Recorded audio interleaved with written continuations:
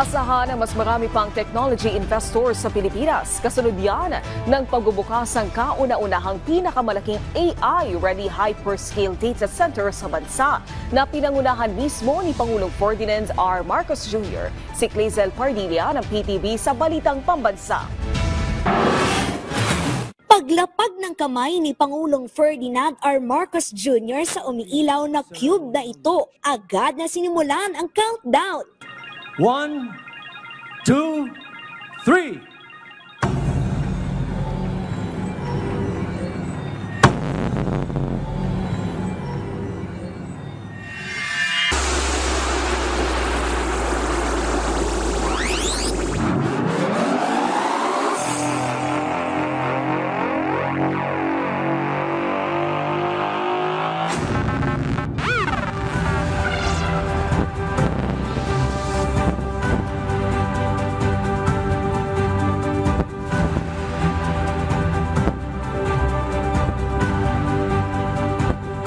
With that, Vitro Santa Rosa Data Center is now officially launched.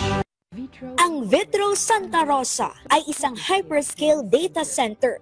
Malaking pasilidad ito na maaring paglagyan ng mga datos at impormasyon. Parang warehouse yan. Ngunit, imbis na yung mga gamit ang naka-storage doon, instead of boxes of products, we store digital information, such as emails, videos, business records, government files, even the apps on your phone. It keeps everything running safely and securely 24 hours, 7 days a week. Suportado rin ang hyperscale data center ang cloud computing, paghahatid ng software at serbisyo gamit ang internet. Naglalaman din ito ng artificial intelligence o kakayahan na tularan ang pag-iisip ng tao para mapabilis ang pagresolba ng problema o paggawa ng mga komplikadong task. Nasa 50 megawatts ang kapasidad ng data center, konektado sa cable network ng isang malaking telco company, kaya umaabot ang serbisyo sa Asia, Amerika at Europa. Ang ibig sabihin, tiyak na lalaki pa ang potensyal ng Pilipinas na maging digital gateway sa mundo at makapaghikayat ng mas maraming technology investors o negosyante na mamuhunan sa Pilipinas. It stands as proof that the Philippines is future ready for the digital realm. There is some work left to do, but we are ready to do that work so we can be an equal player in the world of data and data processing.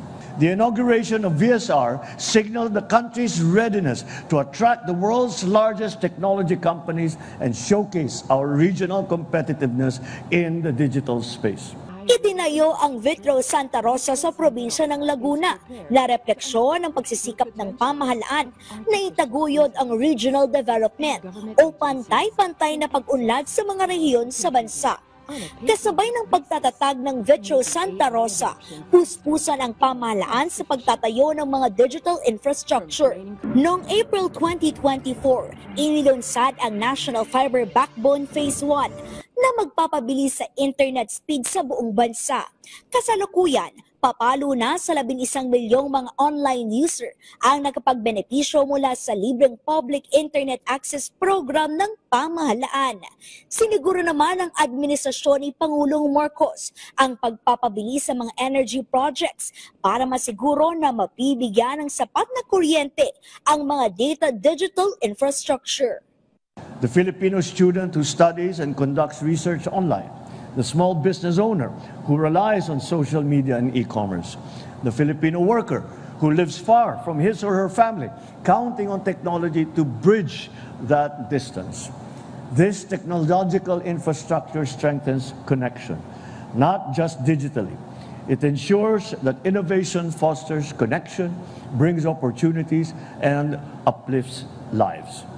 Mula ika-56 na pwesto sa Global Innovation Index ranking ng Pilipinas noong 2023, umabante sa ika-53 ang Pilipinas nakaraang taon. Salamin ito ng pagsisikap ng pamahalaan na paunlarin ang sektor ng teknolohiya at ekonomiya ng bansa. Clazel Pardilla, Balitang Pambansa.